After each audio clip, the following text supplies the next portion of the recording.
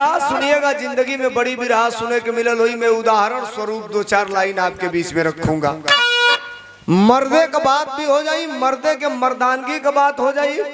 हमें बिरहा में साबित करब कि लोरी 100% समाजवादी थे। अब मास्टर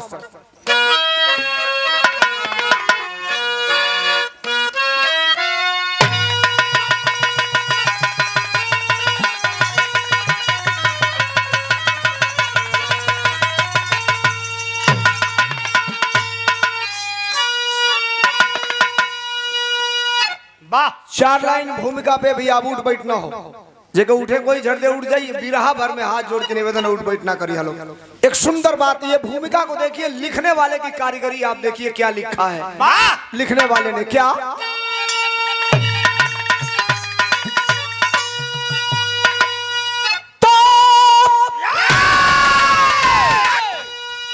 जिनके फौलाद की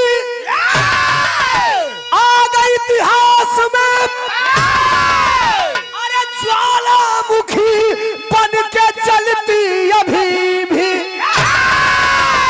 पन्ना पन्ना भरा जंग के रंग में, अरे नाम के आधिया जिनके चलती अभी भी, अरे कसौटी पे चलना तो पैगाम था, अरे हर चुनौती को न बना तो अंजाम था। समाजवाद के असली हीरो थे लोरी की, मिला जिनको दुर्गा का वरदान था।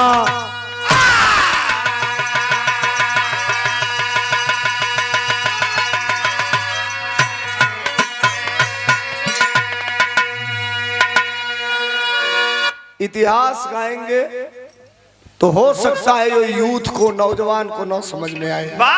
कारण ये है कि इतिहास कभी कभी बड़ा टेढ़ा होता है, लेकिन मैं आपको समझाने की कोशिश करूंगा। नौजवानों सुनना, इस बिरहा में दो चीजें आपको बताऊंगा।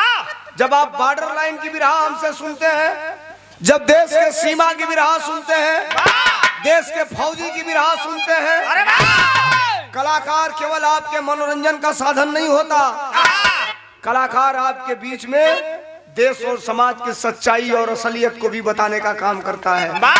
भारत के अंदर दो सीमा रेखा है। एक सीमा रेखा जो भारत पाकिस्तान के बॉर्डर पे है, जिसे एलओसी कहा जाता है। एलओसी का मतलब, नौजवानों सुनो, कहीं नोट कर लेना, गूगल में सर्च कर लेना। एलओसी का फुल फॉर्म हो गया लाइन ऑफ कंट्रोल। और एक भारत और चीन के पास बॉर्डर है, सीमा रेखा है, जिसे हम कहते हैं एलएसी। एलएसी का मतलब लाइन ऑफ एक्चुअल कंट्रोल। ये चीन कहता है कि लाइन ऑफ एक्चुअल कंट्रोल है, लेकिन मैं कहता हूं नॉट प्रिटेंडेड। मैं नहीं मानता, ये एक्चुअल कंट्रोल नहीं है। और नौजवानों, क्या आपको पता है, पता है आपको, भारत और चीन के बॉर्डर पे एक ऐसा जगह है जहां पर हिंदुस्तान के 144 जवानों ने चीन के 1400 सैनिकों से लड़ाई लड़ा, और लड़ते लड़ते 3 किलोमीटर चीन के सीमा में घुस गए। 144 1400 पे भारी पड़े, 3 किलोमीटर चीन के सीमा में घुस गए, 144 जवान मारे गए। और मैं गारंटी के साथ कहता हूं, मैं डंडे की चोट पे कहता हूं कि 144 के 44 जवान अहीर बिरादरी के थे, यादव जात के थे। आज भी भारत और चीन के बॉर्डर पे एक जगह है जिसका नाम है अहीर धाम। अहीर रेजिमेंट की जो मांग उठाई जाती है, आज भी चीन और भारत के बॉर्डर पे अहीर धाम बताया गया है। आज वहां जगह है, 144 का नाम लिखा गया है। इतिहास में सबसे ज्यादा बलिदान अहीरों ने दिया, लेकिन जब पुरनिया खीसा बनौला सा, पहले के पुरनिया खीसा कहां सा कि एगो होशियार पंडित जी रहला, एगो बुर्बक अहीर रहा। पहले खीसा होके था। कहीं सुने के ना मिले कि एगो होशियार जादव जी रहना है, एगो बुर्बक पंडित जी रहना। पहले खाली ये हो के कि होशियार पंडित जी रहना या बुर्बक अहिर भाई रहना। बुर्बक काहे न रही है? काम तुहार फ्रंट पर खड़ा करा के लाठी से चलवा दे, जेल नहीं आई बा, जेल नहीं आई आ वो किलो करी आई है तू हई के बा, तो मुकदमा इतना देर ले लटकईबा कि जितना में इनका खौर दुआर खेत बाड़ी कुल बिका जाओ, कुड़की लीलामी हो जाओ, ओकरी बाद जेल से छूट के आई हां। खैर छोड़िए, समाजवाद के असली हीरो थे लोरिक, मिला जिनको दुर्गा का वरदान था, साक्षात दुर्गा माई जकरी पर मेहरबान रहली, नाम रहल लोरिक। बिरहा में बड़ी खूबसूरत गजल का लाइन लगल, कैसे मास्टर?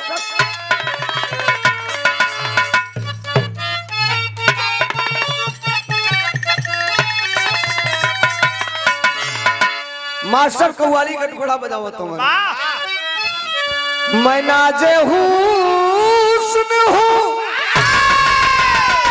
मैं नाजे हुस्न हूँ, तू मेरा यह पैराम करो।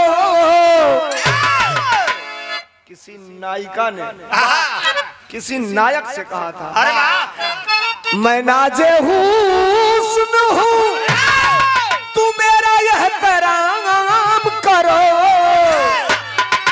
जवानी नाम है मेरा, मुझे सलाम करो। नायिका ने कहा, नायक तत्काल सवाल का जवाब दे दिया, तुझे सलाम करो, अरे बस तू एक काम करो, तुझे सलाम करूं, अरे बस तू एक काम करो, तू अपनी मस्त जवानी हमारे नाम करो, तू अपनी मस्त जवानी हमारे नाम करो।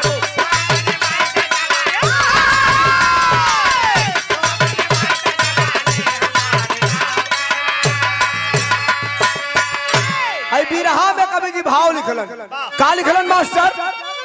कि होता है आदमी से, होता है आदमी से, अरे आदमी का धर्म बड़ा, होता है आदमी से, अरे आदमी का धर्म बड़ा, किया जो जिंदगी में जमाने से कर्म बड़ा, किया जो जिंदगी में।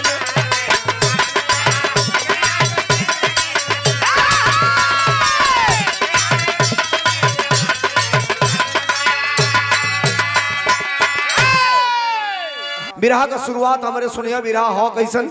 बिरहा में जौहरी लगल, कैसे मास्टर?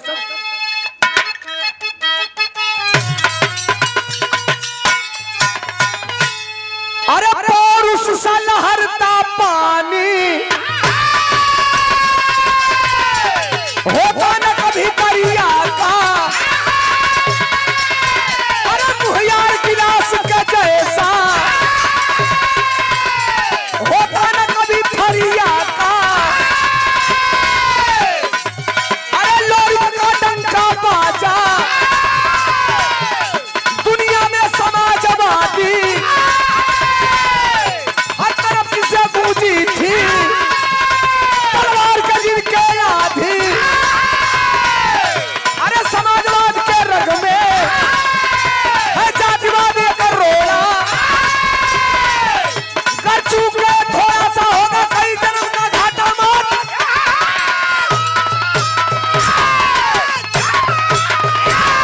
धीरे से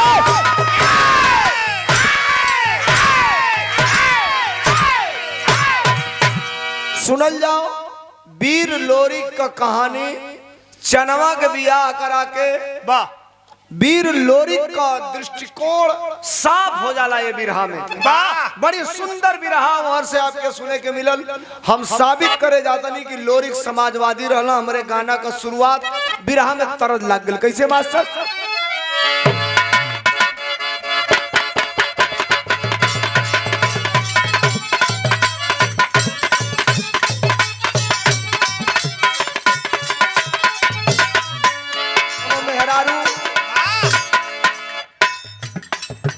कोनो अपन अंग वस्त्र सिवौलस। टेलर बड़ा खतरनाक रहे, सियलस था लेकिन ओमे तनी कुछ गड़बड़ी कर दियलस। का गड़बड़ी कैले रहल?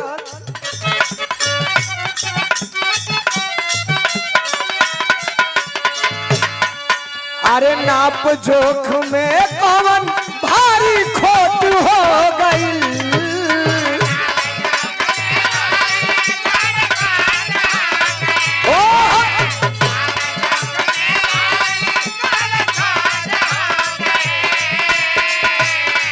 अरे नाप जोख में कौन भारी खोट हो गई तो कैसन सियलस रे।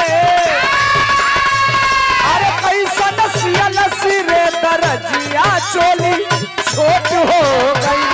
कैसन सियलस रे दरजिया चोली छोट हो गई।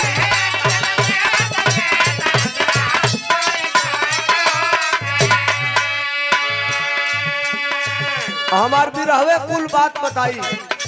लोरिक समाजवादी रहल माने के पड़ी।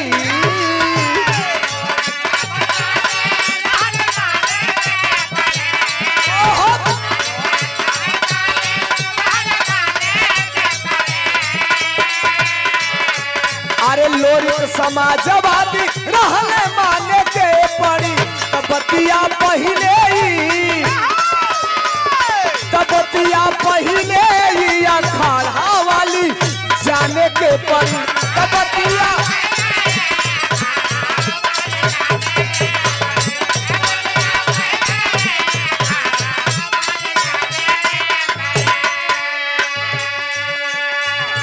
अब लोरिक के समाजवाद का पहला उदाहरण कवि के लेखनी को जरा गौर करिएगा। कवि ने लिखा क्या? अरे पटक के पटक काये नहीं करे बेईमानी।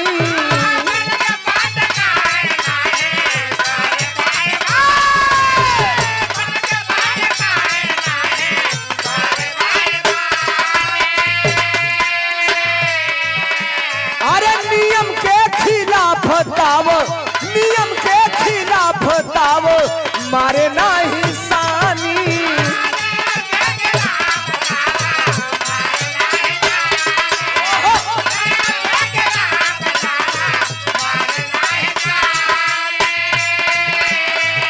अरे लोहा धर्म का लगवले खूटे बांधे के पड़ी। लोहा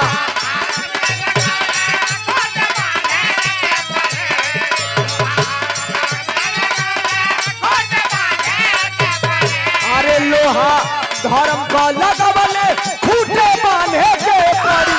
तबतिया पहिले ही अखाड़ा वाली जाने के पड़ी। तबतिया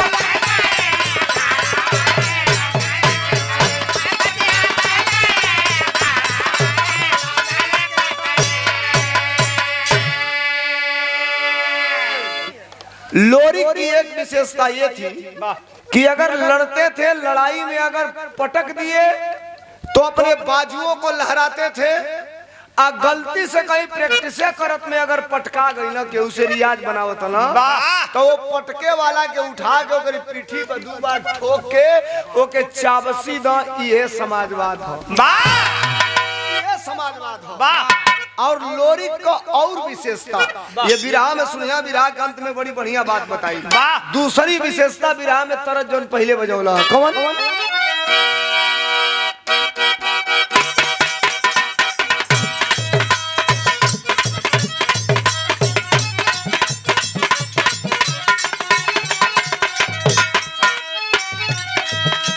यो तरस का बड़ा हल्ला रहे।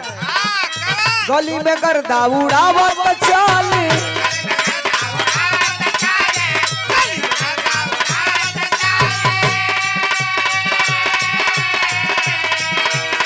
मचेला लइकन में खाल बाली।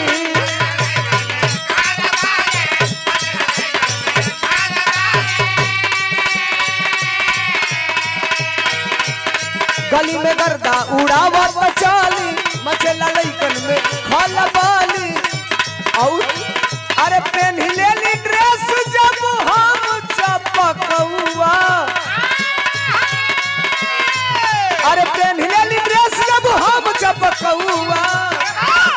गोरी तोरी चुनरी बाझल कहुआ, गोरी तोरी चुनरी बाझल कहुआ, जान मारे लहंगाई लखनऊआ।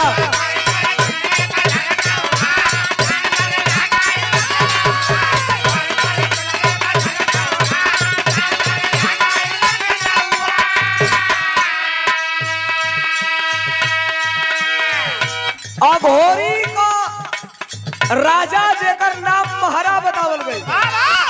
महारा का बेटी पैदा भइल, जब बेटी पैदा भइल तब मोलाजीता ले जाके वो लड़की के हाथे में धागा बांध दिया।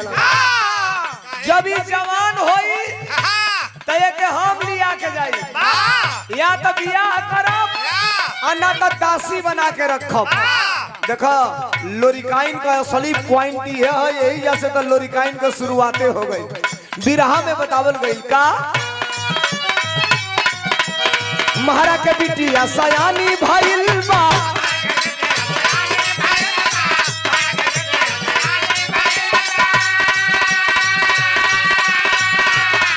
अरे मजरी के बहुआ जवानी भइल बा,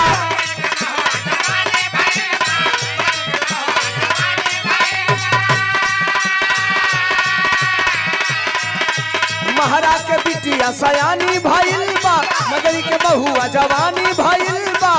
और अरे जबरी बियाह करी बोला जित राणा खेतबा,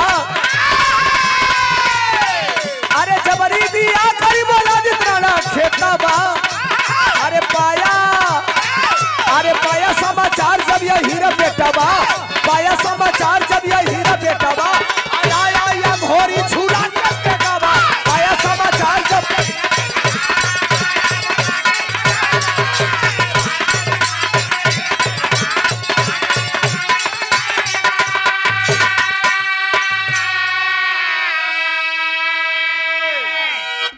मोलाजित राजा महारा के बेटी के मोलाजित से लड़के वो करे कलाई में धागा बांध दिया। शर्त ही रहे कि सयान होई तो ये बेटी के हम लेके आई, या तो दासी बनाई ना तो रानी बनाई, बियाह करब। पहले का राजन का ही कंडीशन रहे, आल्हा में गावे लोग कि जाकर बिटिया वे भैया मत बोला, ए साहब मत बोला, किनारे किनारे बतिया वालों 2 मिनट और रहा तो किनारे बतिया वालों। आल्हा में अलहिता गावा कि जाकर बिटिया सुंदर देखे तापर चढ़े महोबा वाल। लोइकाइन पूरा सही लगेले, आल्हा में तनी कुछ गड़बड़ हमके लगेला।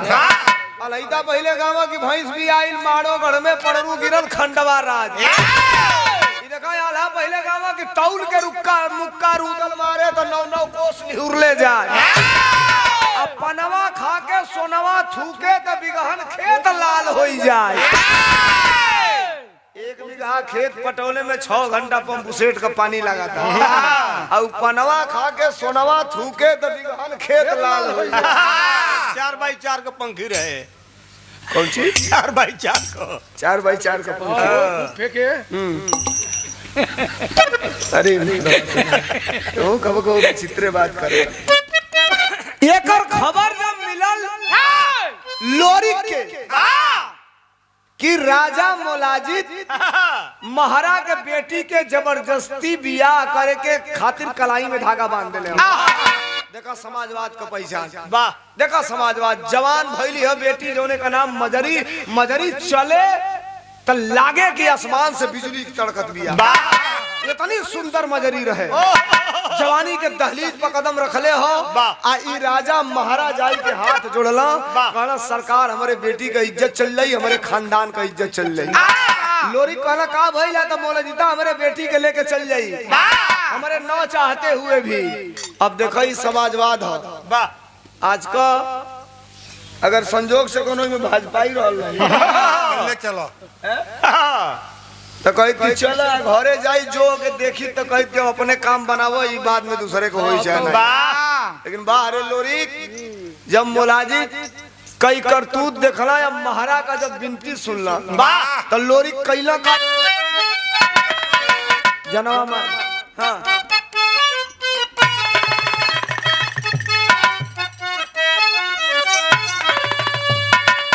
के कटहर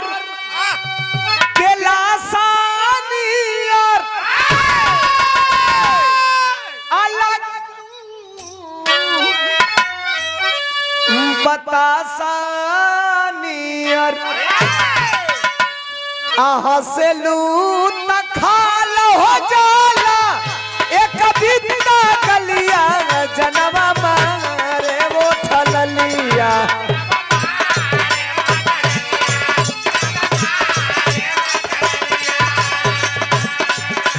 हाई सुना लोरी कैलन का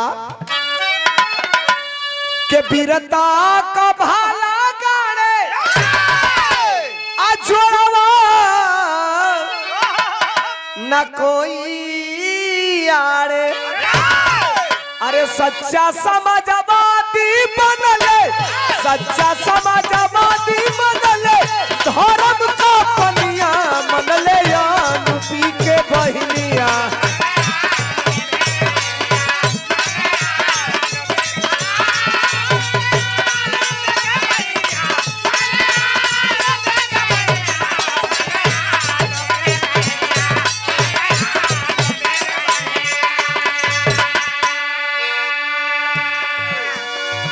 गैलन अजाई के जब महारा कॉलेज के हमार बेटी अगर मोलजिता के यहाँ चल रही तो अपने तलवार से अपन गर्दन हम अलग कर लोरी चढ़ाई के अपन सेना ले के तलवार लोरी चलत हवन लड़ाई भइल मोलजिता के हरा के टोला फना के लेके अइलन हई तनी सुनी है वो मजरी के साथे एक लड़की और आई जौने का नाम अनुपी बतावल है अब अनुपी मजरी के साथे आइल तो मजरी को बहिन लागी मजरी के दीदी कहे भैया ए भाई भाई सुनो यार बड़ी अच्छी बात बताओ तनी वो मजरी का बहिन लागी लेकिन जब मेहरारू का बहिन का मतलब सारी हो गई सड़ुआइन हो गई अक्सर लोग मजाक करेला लेकिन बाहर लोरी का समाजवाद लोरी कैलन का अरे दुखिया गरीबन के न्याय दिलवा वाले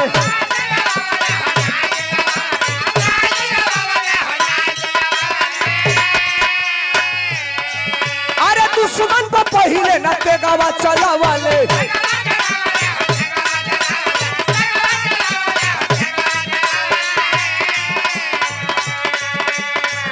अनगिनत समरिया जितले अनगिनत समरिया जितले चंदिले जवनिया मनले अनुपी के बहिनिया मनले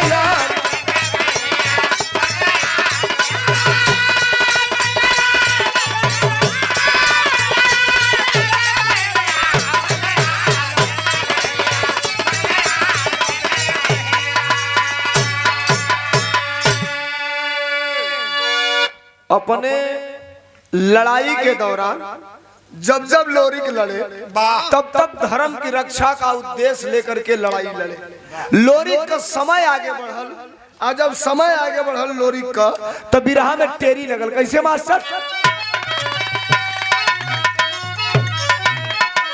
अरे समाजवादी कौरा वाला रहले सुनिया बिरहा यही से दूसरे और बढ़ गई अरे समाजवादी कौरा वाला रहले अरे लोरिक महापुरुष पौरुष का पहिरे माला अरे रक्षा धर्म की किए सदावो लेकर के दुर्गा का ना अरे किन शब्दों में करूं वीरता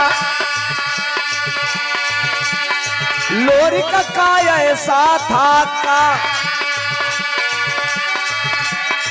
जमुनी चाहे चनवा से हर बात की बात निभाए थे अरे जमुनी चाहे चनवा से हर बात की बात निभाए थे यार प्रेम की पासा में पागल कीमत छागल की चुकाए थे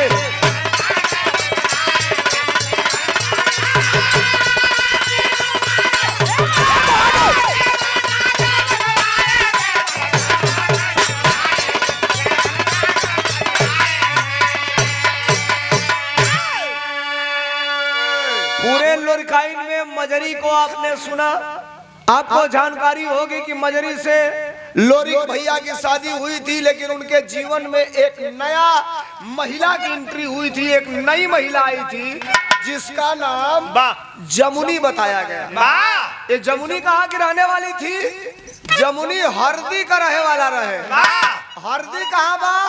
यही बेलथरा रोड से 1-2-3 किलोमीटर पूरा सिकंदरपुर की ओर बढ़वा तो वही में हरदी पड़ी। इतिहास में हरदी बताया जाता है। आज का नौजवान समझेगा हरदी कहीं दूसरे जिला में हुई, यही बेलथरा रोड में हो, बलिया जिला में।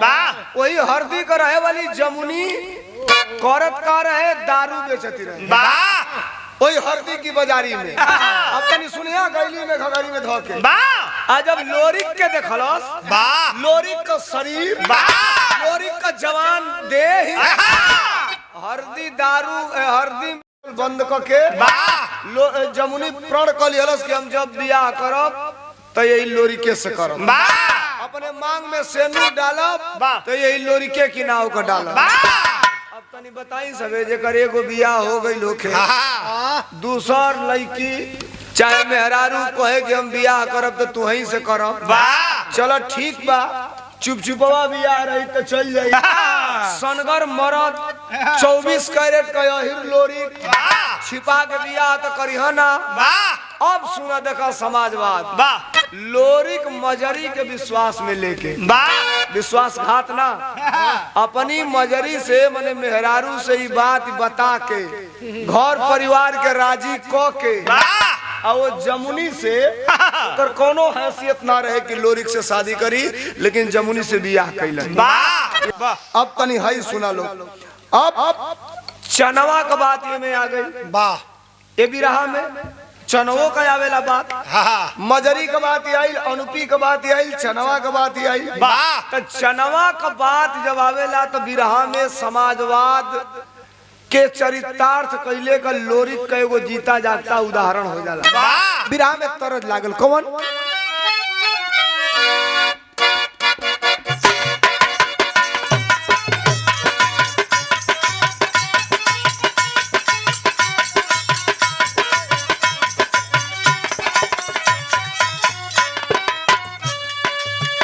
एक लॉकडाउन जब पहला लागल रहे, हमनो खातिर लॉकडाउन हो भैया बड़ा गंजन को के आई।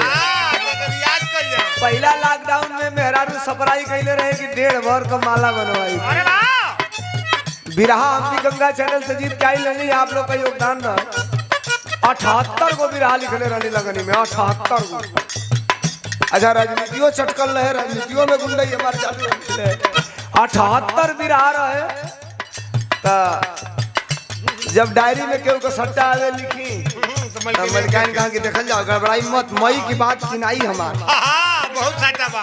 हम कहली ठीक बा किनाई भाई चलो। वाह वाह, वो कहली लागी के माला भर के तो इनाम मिल रही 10-12 गो लगन में। अरे वाह, अरे भैया जो अबे लगन चढ़ल, जो चरचराई लगे दूसरा सट्टा करनी जाए तो ले मोदी जी रांची का आगे कहते न लॉकडाउन। वाह मेरा शेखर मतलब का हम सट्टा कंसी ना बनी, अब सट्टा ना आ जाता वो साल कटरी गई। दूसर को साल भाई जकर बियाह कैंसिल भइले 10,000 बहना देले रहे, तो फोन करो ले सोलंकी भाई अमती गावे आई हो। हम कही जी भैया आ तब परुइया तो के 10,000 बहना देले रहली। तो अब असो लइका का हम लगन धर तनी, पिछला साल तक लॉकडाउन में बियाह कैंसिल हो गई। आई असो धर तनी भाई, असो आवे के बाद तब जेकर डेटवा खाली रहे ओकर तो लिख लिया आ नहीं खाली रहे तो भाई अब का कह दे कहल ना भाई आ तो बहना हम करे कैसन बहना है भाई, मान लो तू ही कैंसिल कर दिया, हमने के तो कहीं जाना, तोहरो नुकसान हमरो नुकसान। अच्छा दूसरो साल लगन लिखाई, दूसरा साल 3 महीना में लगन लिखाई 68 गो। मेहरारू करस की चली पर साल ना लिया तो असो तो लिए किशन के पापा भुलाई मत ना, हम तैयार रहले कि लेखा। अरे भैया चौथका लगन एबे कंपियर गन से गा के जो आओ तले तले पुलिस रोकला से हम कहनी क्या है तो इस गांव में तो नहीं, इस गांव में 3 कोरोना के केस निकला है, यहाँ से रास्ता डिवाइड कर दिया गया। जौने गांव में एगो केस गांव के पूरा घेर दिया गया। हम कहली कहा था दूसरी लहर है अतोले घरे आवत आवत फिर मोदी जी घोषणा करता ना लॉकडाउन। एउ साल में हेरारू हवा हो गई। अब ये लॉकडाउन में जब दूसरा साल भइल तब मेहरारू तो हमार हवा हो गई अलग का बात बा। 20 गो लड़का हमसे ऐसा मिलना सा कहना सा कि जो ये मेरी लॉकडाउन लागो तब मुसावे दवाई खाई। हम कहली का है ता कुछ लोग बताव वही पे एगो गाना हम गौले रानी का गौले रानी कोनो देवर अपनी भौजाई से कहले रानी अरे टूटल सपनवा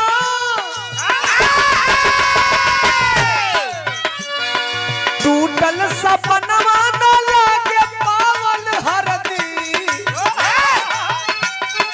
टूटल सपनवा न लागे पावन हरदी का कटलस दिया हलाक जाऊन रे भौजी कटलस दिया हलाक जाऊन रे भौजी कटलस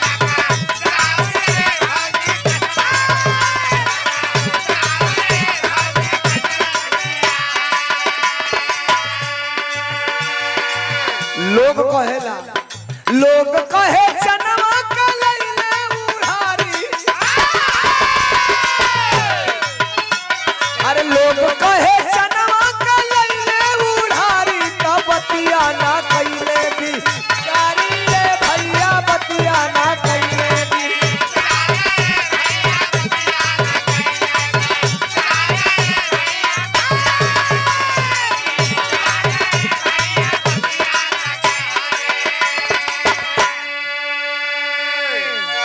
लोरिकाई से ही शुरुआत भइल आल्हा ले ही बात गइल उजाला उड़ार शब्द का लोग कहेला गइला उड़ार के लेके चले ना बिरहा हमार अंतिम दौर में है उड़ारा लोग के कहल जाला कि जबरदस्ती से गइला केहू के बहन बिटिया के ले के अपने घरे चली अइला ओसे जबरदस्ती बियाह कली हला लोग कहल कि उड़ार के लेके आइल हला लेकिन लोरिक अपने जीवन में कोई भी लड़ाई लड़े अगर शादी किए किसी को पत्नी बनाए तो ये नहीं कि लड़ाई भी किए तो बगैर उसके मर्जी से उसको शादी किए अगर वो राजी है तो उससे शादी किए न तो लड़ाई लड़ला जीत के छोड़ दिया कहीं लोरी कहीं कटाक्ष ना कैला बात के विवाद ना बनौना लेकिन एक समय ऐसा आयल लोरिकाइन में आ समय कौन आयल बाबू बिरहा में तरज लगल कैसे मास्टर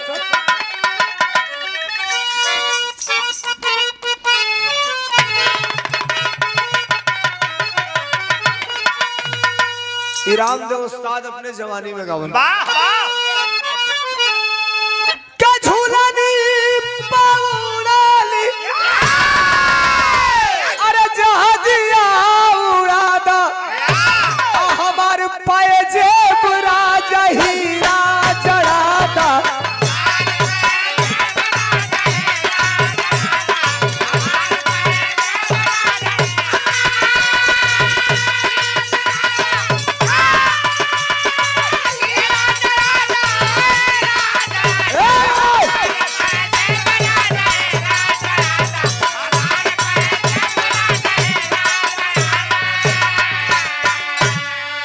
एक समय लोरिक का जवानी चटकल रहल और लोरिक का भाई जेकर नाम समरू बतावल दुई भाई तीनों भाई का जवानी चटकल रहल तेगा तलवार का लोरिक का चर्चा पूरा दुनिया में बजत रहे डंका बजत रहे तो ले यही लोरिकाइन में एगो घटना घट गई कौन घटना घटल बाबू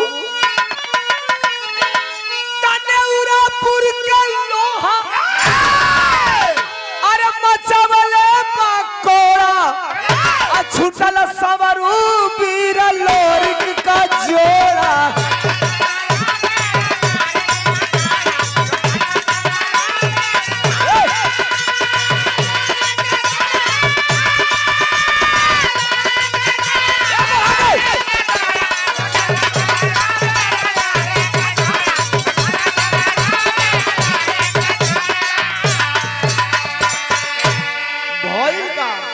भइल कि बोहा पर कैलस अरे बोहा पर कैलस देवसिया चढ़ाई बोहा कहाँ इहो बलिए में हो तो बोहा पर कैलस देवसिया चढ़ाई अरे ये ने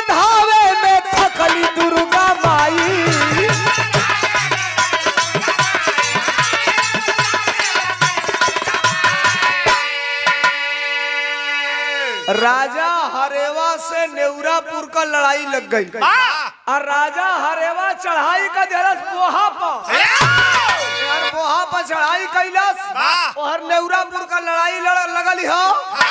एक तरफ लोरी और एक तरफ भैया समरू। लोरी को हर पुकारा दुर्गा माई के जकरी तलवार पर साक्षात दुर्गा माई मेहरबान रहली। कबो दुर्गा माई वो हर भाग के जा और कबो समरू भैया पुकारा तो दुर्गा माई हर आवा। ए भैया तवले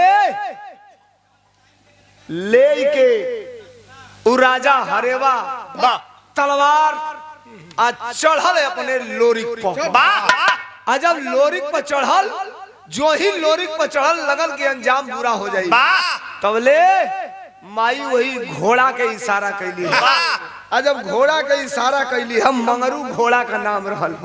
जब इशारा कैली बस वो मंगरू घोड़ा अपने पीठ पर बैठाई के लोरिक के ले के भगल। जब भगल तो बात अंजाम का निकलल के बोहा पर कैलस अरे देवसिया चढ़ाई। अरे ये देवन धावे में भगली दुर्गा माई।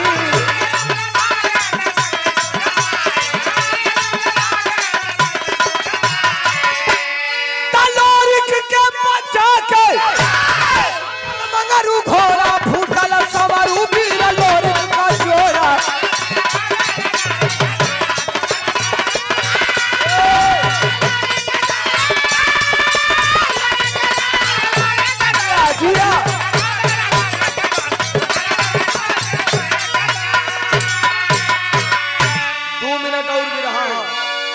लोरिक के ले के दुर्गा जी कोई घोड़ा पर सवार कराई के लेके भगत है।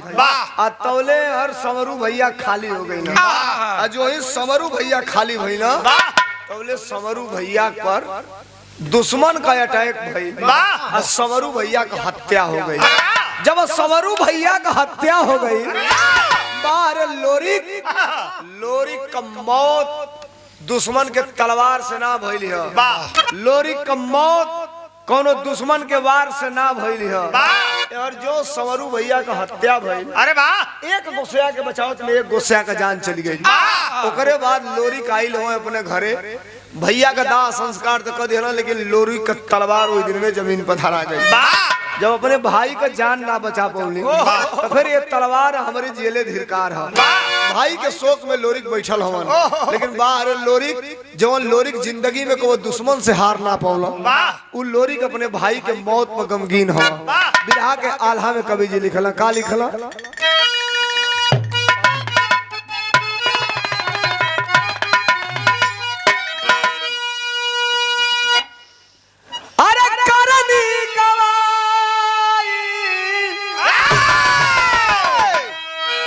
के येगी दुनिया में आज करे खुनवा में रही तेग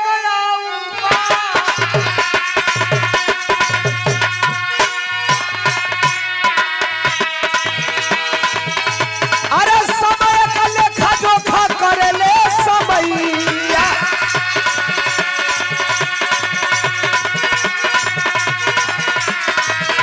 अरे समय करावेला समय से सवा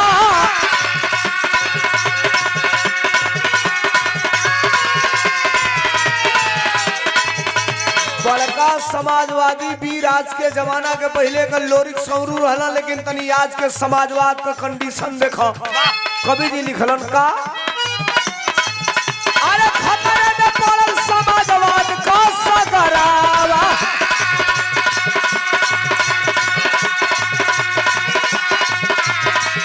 अरे तोर संविधान लोगवा करी दुई ना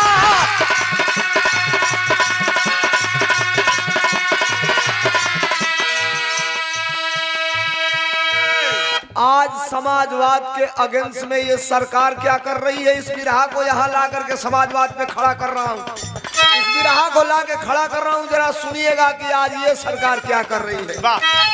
अरे छोटी जातिया के लोग गढ़ा में तो पई है।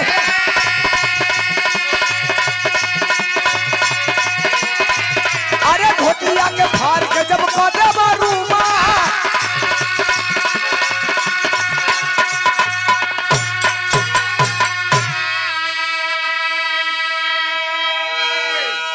कभी एक लाइन में बड़ी बात लिख दी जाती है, छोटी जतिया के लोग गढ़ा में तो पई है, धोतिया के फाड़ के जब कह दे रुमाल। साफ शब्दों में कहने का मतलब ये कि धोती है तो एक धोती और जोड़ के उसको तिरपाल बनाइए। अब जब धोती को फाड़ के रुमाल बनाएंगे, जैसे मतलब ये कवि के कहने का मतलब ये, अब जरा गौर करना नौजवानों, कभी आप चर्चा करना इस पे, कभी आप चर्चा करना इस पे। अभी टेट की परीक्षा हुई, पेपर हुआ, कितने लाख नौजवानों ने उत्तर प्रदेश में पेपर दिया, 4 प्रश्न किया, 5वां प्रश्न किया, तब तक ये मामला आ गया बाहर की पेपर लीक। जोगी जी ने उस दिन देवरिया में ही थे, भाषण दे रहे थे, उन्होंने भाषण का मैं वीडियो सुना। भाषण में उन्होंने कहा कि कड़ी कार्रवाई होगी और कार्रवाई के साथ साथ जो लड़के पेपर दिए थे, दूसरी परीक्षा होगी उनके यात्रा का, वो नहीं लिया जाएगा सरकारी बसों में शुल्क। और उसी दिन कई नौजवान जब पेपर लीक हो गया अपने घर आ रहे थे तो बस वाले कंडक्टरों ने उनसे बिना किराया का लेके नहीं आए। कई नौजवान अपना वो टिकट वाला जो रसीद होता है उसको भी फेसबुक पे डाले थे। और मुख्यमंत्री जी, आपके विधायक का भाई पकड़ा गया है उसमें, आपके विधायक का भाई पकड़ा गया है उसमें पेपर लीक करवाने में। जो अधिकारी पकड़े गए हैं, शराब बियर की गोदाम वाले फैक्ट्री को इन्होंने पर्चा छापने को दे दिया था, प्रश्न पत्र पेपर में आया था, आप पढ़े होंगे, सोशल मीडिया पे होगा। कहिया ये लोग को बुलडोजर चली। ये सवाल ये नहीं है, सवाल ये है कि अगर आप सच्चे नियत से काम करते हो, इतने नौजवानों की जिंदगी आपने धोखा में डाला, इतने नौजवानों की जिंदगी अधर में डाला, कोई कार्रवाई नहीं हुई। बाबा जी, कहने का मतलब ये है कि आप करें तो रास लीला और हम करें तो कैरेक्टर ढीला, ये नहीं चलेगा बाबा जी। 2 महीना और है, चाहे जो कुछ भी हो जाए। हमने एक गाना गाया था कि जहर उगलने वाला, मैं ललितपुर के सभा में था परसों और मैं दूसरे मंच पे था, राष्ट्रीय अध्यक्ष जी ने बुलवाया, आप सोशल मीडिया पे फोटो देखे होंगे, मेरा पूरा सांस्कृतिक प्रकोष्ठ था वहां, मोमेंटो हम लोगों ने दिया। तो राष्ट्रीय अध्यक्ष जी कहे कि सोलंकी पार्टी का गाना गा रहे हो, कल का पेपर लीक हुआ है, इस पे कोई गाना है तुम्हारे पास? बड़ी भीड़ थी वहां, लाखों की भीड़ थी। हमने कहा साहब एक लाइन सुना दे रहा हूं, बिना साजबाज हमने गाया था कि जहर उगलने वाला, मत बजाओ यार, जहर उगलने वाला हरदम बीज जहर का डालेगा। ये नई गीत 1-2 दिन में आएगी, आप सुनिएगा, अभी गाया नहीं हूं। जहर उगलने वाला हरदम बीज जहर का डालेगा। और ये लाइन मैं सही कहता हूं तो अगले लाइन पे मुझे हिम्मत दीजिएगा अपने तालियों से कि जहर उगलने वाला हरदम बीज जहर का डालेगा।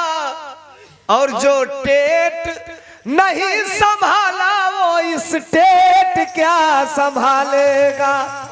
जो टेट नहीं संभाला वो स्टेट क्या संभालेगा। बहुत बड़ी बड़ी बातें करना आसान है, लेकिन धरातल पे उतारना बहुत बड़ी बात है। उत्तर प्रदेश में याद होगा 5 किलो राशन मिल रहा है गांव में, 5 किलो झोला में। शर्म की बात है कि 5 किलो राशन दाम 70 रुपया, एगो झोरा में मिला था ओकर दाम 138 रुपया, झोरा का दाम जो कंपनी झोरा देती है। झोरवा में मिली तो हो चलाऊ रहा, झोरवा पे एक और जोगी जी का फोटो, एक और मोदी जी का फोटो, अब बिचवा में चुनाव चिन्ह। भारतीय जनता पार्टी के लोगों, खुले मन से कहता हूँ, चुल्लू भर पानी में डूब के मर जाना चाहिए। 5 किलो गेहूं पे झोला, मुख्यमंत्री प्रधानमंत्री का फोटो, 36,000 का लैपटॉप अखिलेश यादव जी ने दिया था, लेकिन झोले पे कभी अपना फोटो और अपने समाजवादी पार्टी का सिंबल नहीं लगवाया था। उत्तर प्रदेश सरकार का केवल लोगो था। शौचालय इनका बंद, लेकिन 5 साल पहले का दिया हुआ लैपटॉप चल रहा है और भाजपा एक काम नहीं करा पाई उसमें। आज भी लैपटॉप को खोलते हैं तो सबसे पहले नेताजी का फोटो और राष्ट्रीय अध्यक्ष जी का फोटो आता है।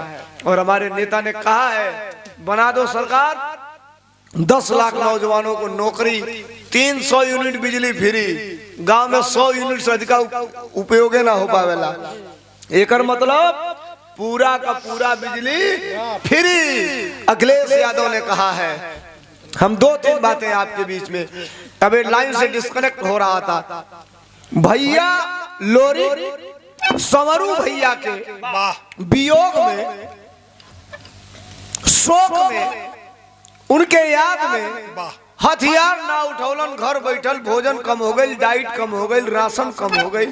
भैया के वियोग में लोरिक भैया का शरीर गल के आधा हो गई और धीरे धीरे धीरे धीरे लोरिक को बीमारियों से ग्रसित हो जाना पड़ा।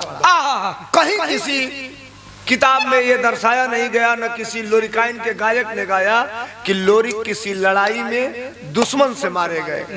लोरिक को बीमारी हो गई और बीमारी इतनी ग्रसित कर दी, बीमारी से इतना पीड़ित हो गए कि लोरिक की मौत बीमार होने से हुई। मर तो गई ना लोरिक भैया, लेकिन बाहर लोरिक के इतिहास में, लोरिक के याद में बिरहा का कवि अंतिम लाइन में खड़ी में बहुत बड़ी बात लिख दिया। काली खलन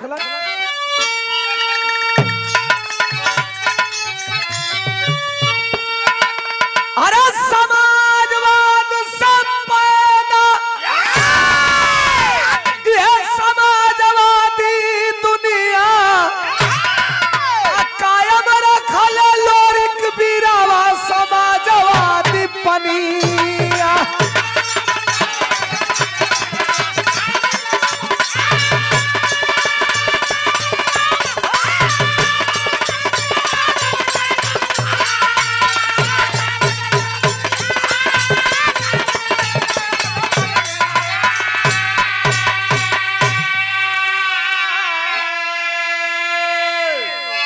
हमसे रोज 10 फोन आता है। कई लोग पूछते हैं कि भैया मुबारकपुर में के टिकट मिला था, तो क्यों फोन कर कहिए भैया सागड़ी में के मिला था, हो कुछ जानकारी बा। कुछ लोग कहिए भैया मधुबन में क्या चाहिए, मधुबन एगो मऊ का ऐसा विधानसभा बा उजाला। उत्तर प्रदेश में कोनो सीट पर 20, 25, 30 इंदा 40 ले लोग दावेदार बा, लेकिन पूरा उत्तर प्रदेश में मधुबन एगो ऐसा विधानसभा बा या 100 पार कर गई बा। सैकड़ा 99 को भइल है तो राष्ट्रीय अध्यक्ष ने कहा एक आदमी को किसी को और बुला के करवा दो, पूरा हो जाए। हाँ, सीधा हो जाए, चलो ऊपर हो जाए, 100 पूरा हो गई बा। कुछ लोग पूछते हैं किसको टिकट हो रहा है। देखिए सवाल टिकट का नहीं है, सवाल ये है चाहे जिसको मिले, अगर वो एमएलए होगा तभी अखिलेश यादव उत्तर प्रदेश के मुख्यमंत्री होंगे, अन्यथा नहीं होंगे। हर सीट पर अखिलेश यादव लड़ रहे हैं, ये मान के चलेंगे तो दुनिया की कोई ताकत आपको इस बार सरकार बनाने से नहीं रोक रही है। और एक बात बताऊं, ए बेरी अगर सरकार ना बनल तो हम लोग को तो दुर्दशा बाद में वही हमने नियर आदमी के सड़की पे दौड़ा के इनकाउंटर कर दिया, 10 गोली से कम ना मरी। तो हम लोग को का होई भगवान जाना, हमके 10 गोली से कम ना मरी, आगे से या पीछे से।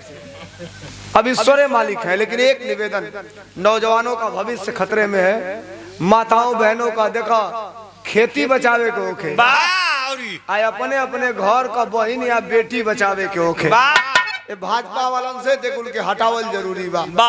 एक महिला का चीरहरण हुआ था महाभारत में, और एक रावण एक सीता का हरण किया था। 1 लाख बेटा 1.25 लाख नाती, अता रावण घर दिया न बाती। पिछड़ी जात की यादव बिरादरी की महिला का लखीमपुर में पर्चा दाखिला करते समय चीरहरण हुआ था। आप सोशल मीडिया पे देखे थे। कहीं न कोई एफआईआर भाजपा के गुंडों के द्वारा, न कहीं कोई पुलिस में केस, लेकिन अंत हो गया है। जनता बदलाव कर चुकी है, सरकार बनने वाली है। खड़ी के बाद छाप लगी, लोरिक भैया का कहानी रहल, ये कह के अपनी बात बंद कर रहा हूँ। क्या यूपी में 22 कायम, अरे यूपी में 22 कायम, अरे परिणाम बदलने वाला है, अरे परिणाम बदलने वाला है। और बटन दबा दो साइकिल की सुल्तान बदलने वाला है। बटन दबा दो साइकिल की सुल्तान बदलने वाला है। और दवा पढ़ाई सस्ती होगी, राजसपा का आएगा।